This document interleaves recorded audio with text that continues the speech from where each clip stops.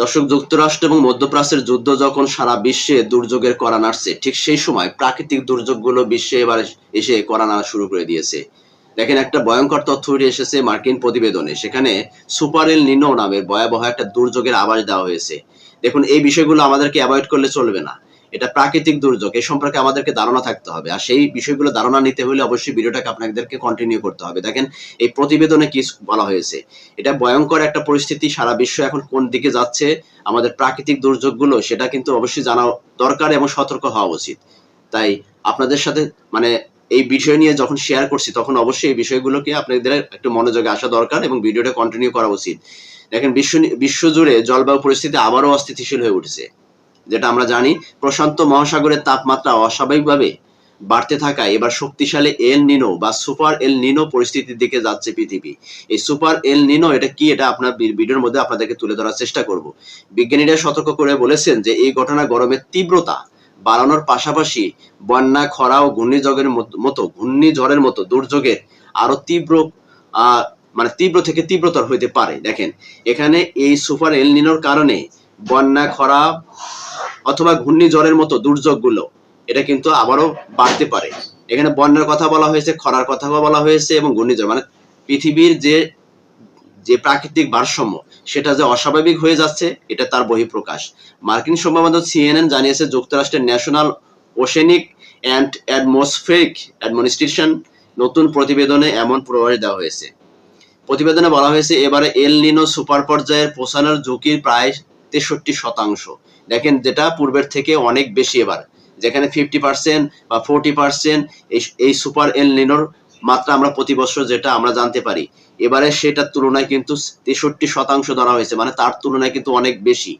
এল নিনো মূলত প্রশান্ত মহাসাগরের গ্রীষ্মকালীন অঞ্চলে একটি জলবায়ুগত প্রক্রিয়া, যেটা আপনাদেরকে ভিডিওর মধ্যে তো বলার চেষ্টা করেছি যে এল নিনোটা আসলে কি। এই এল নিনো হচ্ছে প্রশান্ত মহাসাগরের গ্রীষ্মমণ্ডলীয় অঞ্চলের একটি জলবায়ুগত প্রক্রিয়া, যেখানে সমুদ্রপৃষ্ঠের তাপমাত্রা অস্বাভাবিকভাবে বেড়ে যায়।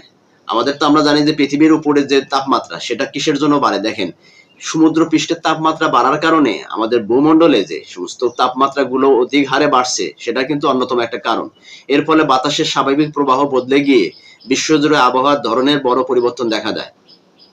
বিজ্ঞানীদের মতে, সুপার এল নিনো হলো সমুদ্রপৃষ্ঠের তাপমাত্রা স্বাভাবিকভাবে তুলনায় 2 ডিগ্রি সেলসিয়াসেরও বেশি বাড়তে পারে। দেখেন, যে স্বাভাবিক প্রক্রিয়া তার চেয়ে 2 ডিগ্রি সেলসিয়াস যখন বেড়ে যাবে, তখন অবশ্যই সেটার কারণে দুর্যোগ আসতেই পারে। স্বাভাবিক, কারণ প্রাকৃতিক যখন ভারসাম্য নষ্ট হয়ে যায়, তখন তো বিভিন্ন রকমের প্রাকৃতিক দুর্যোগগুলো আমাদের সামনে চলে আসতে।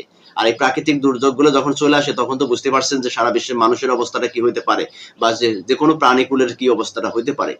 এনওএএ এর জলবায়ু পূর্বাভাস কেন্দ্র জানিয়েছে, প্রশান্ত মহাসাগরের পূর্বাঞ্চলে গ্রীষ্মমণ্ডলীয় অঞ্চলে অস্বাভাবিকভাবে উষ্ণ পানির প্রবাহ বেড়েছে।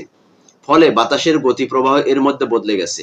এই উষ্ণ পানি মহাসাগর পৃষ্ঠে 600 ফিট থেকে 1000 ফুট নিচ দিয়ে প্রবাহিত হচ্ছে এবং 1000 মাইল পূর্বে দক্ষিণ আমেরিকার কাছাকাছি এর মধ্যে সাগর পৃষ্ঠে উঠে আসতে শুরু করে দিয়েছে, যা অতীতের বড় এল নিনো ঘটনাগুলোর সময় দেখা গিয়েছিল।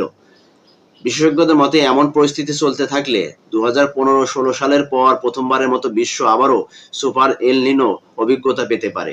এর আগে 1997-98 এবং 1982 সাল থেকে 83 সালে শক্তিশালী এল নিনো বিশ্বজুড়ে ব্যাপক জলবায়ু বিপর্যয়ের সৃষ্টি করেছিল।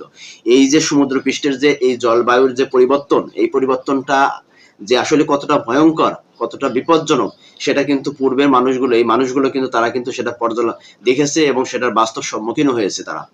এল নিনো সাগর থেকে বাতাসে উষ্ণতা ছড়িয়ে দেয়। এল নিনো হচ্ছে যে সাগর থেকে বাতাসের উষ্ণতা ছড়িয়ে দেয়, ফলে বৈশ্বিক জলবায়ুতে ব্যাপক প্রভাব পড়ে। দেখেন, সমুদ্রপৃষ্ঠ থেকে যে এল নিনোটা যেটা উষ্ণতা ছড়িয়ে দেবে, সেটা কিন্তু আমাদের বৈশ্বিক জলবায়ুতে ব্যাপকভাবে প্রভাব ফেলবে। এটাই বাস্তবতা। বৈশ্বিক উষ্ণতার প্রবণতা বেগবান হয়। এবার আবহাওয়ার যে পরিস্থিতি দেখা যাচ্ছে, তাতে 2027 সাল বিশ্বের উষ্ণতম বছর হওয়ার নতুন রেকর্ড গড়তে চলেছে বলে বিজ্ঞানীরা ধারণা করছে। এর আগে উষ্ণতম বছরের রেকর্ড হয়েছে 2024 সাল, যেটা সারা বিশ্বের তাপমাত্রা এতটা বৃদ্ধি পেয়েছিল, যেটা অতীতের রেকর্ড ভেঙেছিল 2024 সাল। সেটা আবারও এই রেকর্ডকেও 2027 সালে ভাঙতে পারে। এটা আমাদের জন্য কতটা বিপজ্জনক। দেখেন, সারা বিশ্বে যখন যুদ্ধের রমরমা একটা পরিস্থিতি, সেই সাথে সাথে প্রাকৃতিক দুর্যোগের যে পরিস্থিতি আমাদের সামনে আসছে, সেটা আসলে কিভাবে মোকাবেলা করবে সারা বিশ্ব, এটা আমার জানা নেই। দর্শক, আসলে এটা খুবই ভয়ঙ্কর যে এল নিনোর প্রভাব সাধারণত অঞ্চল ভেদে ভিন্ন হয়। কোথাও তীব্র তাপ প্রবাহ খরা দেখা দেয়, আবার কোথাও অতিবৃষ্টি ও বন্যার জায়গায়। দেখেন, মানে সমুদ্র পৃষ্ঠের যে আবহাওয়ার যে পরিবর্তন, এটা বৈশ্বিক আবহাওয়ার ব্যাপকভাবে পরিবর্তন ঘটাতে পারে। সেটা এক এক অঞ্চল ভিত্তিক সেটা এরকম করতে পারে। কিছু কিছু জায়গায় খরা বৃষ্টি, আবার কিছু কিছু জায়গায় অতিবৃষ্টি বন্যার ঝুঁকি বাড়তে পারে। যুক্তরাষ্ট্র, অস্ট্রেলিয়া, দক্ষিণ পূর্ব এশিয়া, দক্ষিণ আমেরিকা ও আফ্রিকার বিভিন্ন অঞ্চলে আবহাওয়ার চরম পরিবর্তনের আশঙ্কা রয়েছে। গবেষকরা বলেছে যে এবারে এল নিনোর সময় প্রশান্ত মহাসাগরের মধ্য অঞ্চল ও পূর্বাঞ্চল হারিকেনের মাত্রা আগের তুলনায় বেড়ে যেতে পারে। আমরা যেটা বলে যে সমুদ্রে যে হারিকেন মারিকেন বিভিন্ন রকমের ঘূর্ণিঝড় হয়, সেগুলো কিন্তু মাত্রা বেড়ে যেতে পারে। বিশেষ করে যুক্তরাষ্ট্রের দক্ষিণ পূর্বাঞ্চল ও হাইওয়ের ঘন ঘন হারিকেন আঘাত হানতে পারে। এছাড়া যুক্তরাষ্ট্র, কানাডা এবার শীত মৌসুমে তাপমাত্রা অপেক্ষাকৃত বেশি থাকতে পারে। অস্ট্রেলিয়া ও ইন্দোনেশিয়ার মতো দেশগুলো খরা ও তীব্র তাপ প্রবাহ বয়ে যেতে পারে। এখন আপনাদের কাছে এই প্রতিবেদনটা যখন তুলে ধরতেছে, আপনাদের মনে একটা প্রশ্ন জাগতে পারে যে এগুলো তো সব পশ্চিমা রাষ্ট্রগুলোতে সমস্যা তৈরি হচ্ছে, যেখানে যুক্তরাষ্ট্র, কানাডা এবং অস্ট্রেলিয়ার মতো, ইন্দোনেশিয়ার মতো রাষ্ট্রগুলো। তো আসলে একটি বিষয় কি জানেন, যখন বৈশ্বিক দুর্যোগ আসে তখন কিন্তু শুধু অস্ট্রেলিয়া, কানাডা আর ওই যুক্তরাষ্ট্র পশ্চিমা দেশগুলো দেখে না, ওর প্রভাব কিন্তু সব অঞ্চলে ছড়িয়ে পড়ে।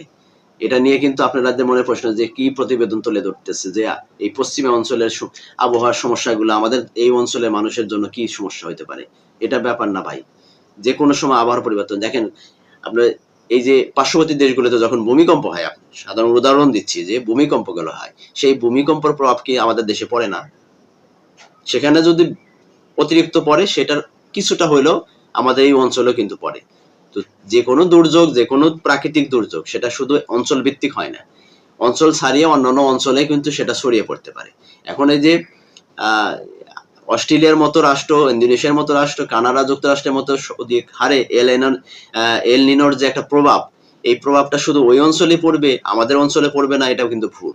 এখানে কিন্তু বলা হচ্ছে, দেখেন, ভারত ও দক্ষিণ পূর্ব এশিয়া এবারে বর্ষায় বৃষ্টি কম হইতে পারে। দেখেন, এল নিনোর এই তথ্য অনুযায়ী দেখেন, এখানে ভারত এবং এই দক্ষিণ পূর্ব এশিয়া অর্থাৎ ভারত সহ বাংলাদেশ সহ এই অঞ্চল, নেপাল, ভুটান, এই সমস্ত অঞ্চলেই কিন্তু এই যে বৃষ্টির যে একটা কম প্রভাব, মানে বৃষ্টি কম হইতে পারে। এশিয়ার দক্ষিণ ও পূর্ব অঞ্চলে শীতকালে তাপমাত্রা বেশি থাকতে পারে। এবারে শীতের পরিমাণটা বা শীতের মাত্রাটা কমতে পারে। ক্যারিও অঞ্চলে দেখা দিতে পারে খরা। আফ্রিকার দক্ষিণ পূর্বাঞ্চলে খরা দেখা দিতে পারে। দক্ষিণ আমেরিকার দক্ষিণ পূর্বাঞ্চল, উত্তর পশ্চিমাঞ্চলে বেড়ে যেতে পারে বৃষ্টি, ফলে এসব অঞ্চলে বন্যা হতে পারে। তবে ব্রাজিলে গরম তীব্র হতে পারে। গবেষকদের মতে জলবায়ু পরিবর্তন ও জীবাশ্ম জ্বালানির ব্যবহার না কমায় এমন প্রাকৃতিক ঘটনাগুলো প্রভাবের আগের চেয়ে আরো ভয়াবহ উঠতে পারে। ফলে সুপার এল নিনো বিশ্বজুড়ে মানব জীবন, কৃষি, অর্থনীতি বড় ধরনের চাপ সৃষ্টি করতে পারে বলে আশঙ্কা প্রকাশ করছে তারা। এল নিনো কখনোই সুনির্দিষ্ট প্রক্রিয়া অনুসরণ করে না। জলবায়ুজনিত এই ঘটনা প্রতিবারই এমন কিছু নিয়ে আসে যা সবাইকে চমকে দেয়। এবার চমক হিসেবে কি দুর্যোগ ডেকে আনবে এল নিনো, তা এখন পূর্বাভাস দেওয়া কঠিন। তবে বলা যাচ্ছে যে আসলে আগামী দিনে আমাদের পৃথিবী যে অস্থিতিশীল হয়ে পড়ছে, এটা কিন্তু নিশ্চিত। আর এর একমাত্র কারণ হচ্ছে যে এই যে আমাদের জলবায়ু পরিবর্তনের একমাত্র কারণ হচ্ছে যে আমাদের যে বৈশ্বিক যে মানব সম্প্রদায় যে সমস্ত ব্যবহারিক যে বিষয়গুলো, যেমন এই যে এখন যে যুদ্ধ চলাকালীন সময় যে সমস্ত কেমিক্যাল গুলো ব্যবহার করা হচ্ছে, যে সমস্ত মেডিসিন গুলো ব্যবহৃত হচ্ছে, যে সমস্ত মানে ধ্বংসযোগ্য যন্ত্র ব্যবহার করা হচ্ছে, এই যন্ত্রের কিন্তু প্রভাব কিন্তু জলবায়ুর উপর পড়ে। তো বিশ্বজুড়ে যত যুদ্ধের রমরমা হবে, ঠিক ততটাই বৈশ্বিক যে প্রাকৃতিক দুর্যোগ ততটাই বেড়ে থাকবে। তাই আমাদেরকে এই বিষয়ে সতর্ক থাকতে হবে যে আসলে শুধু আমাদের মতো ছোট ছোট রাষ্ট্র না, বড় বড় রাষ্ট্র, যে সময় এই যে যেমন আমেরিকার পক্ষ থেকে এই প্রতিবেদন ছাপা, অর্থাৎ আমেরিকায় সারা বিশ্বে যুদ্ধের একটা মানে ব্যাপকভাবে তারা কিন্তু প্রভাব বিস্তার করে যাচ্ছে, যার কারণে আবহাওয়ার যে এই সমস্ত পরিবর্তনগুলো তারা কিন্তু প্রতিনিয়ত কিন্তু নষ্ট করতেছে। দর্শক, এই ব্যাপারে আপনাদের মতামত কি, যে আসলে এই যে যুক্তরাষ্ট্রের পক্ষ থেকে যে প্রতিবেদন তৈরি করা হয়েছে, এখন যুক্তরাষ্ট্রে যে পৃথিবীর যে বা বৈশ্বিক যে জলবায়ুর যে ক্ষতিকর যে বিষয়গুলো আছে, তারাই কিন্তু সবচেয়ে বেশি কিন্তু ওটা বিস্তার ঘটাচ্ছে। এখন আপনাদের মতামত কি আসলে এই বিষয়ে, যে যুক্তরাষ্ট্র যে এই ব্যাপারগুলো নিয়ে যতটা তারা প্রচার করার চেষ্টা করতেছে, অপরপক্ষে এটা কি আসলে মানে এটার মানে রক্ষা করার জন্য তারা কি যথেষ্ট পরিমাণ সহায়ক? আপনাদের মতামতগুলো প্রকাশ করবেন। আর এই যে ভিডিওটা অবশ্যই সবাই সতর্কমূলক। কারণ এটা একটা লম্বা হয়তো প্রতিবেদন হতে পারে, কিন্তু আপনাদের জন্য সতর্কমূলক, আমাদের সকলের জন্য। তাই অবশ্যই ভিডিওটাকে পারলে শেয়ার করে দিবেন, আর ভিডিওতে নতুন হলে অবশ্যই লাইক দিয়ে দিবেন, চ্যানেলে নতুন হলে সাবস্ক্রাইব করে পাশে থাকা বেল আইকন চেপে রাখবেন। ধন্যবাদ সকলকে, ভালো থাকবেন, সুস্থ থাকবেন। আল্লাহ হাফেজ। আসসালামু আলাইকুম ওয়া রাহমাতুল্লাহি ওয়া বারাকাতুহু।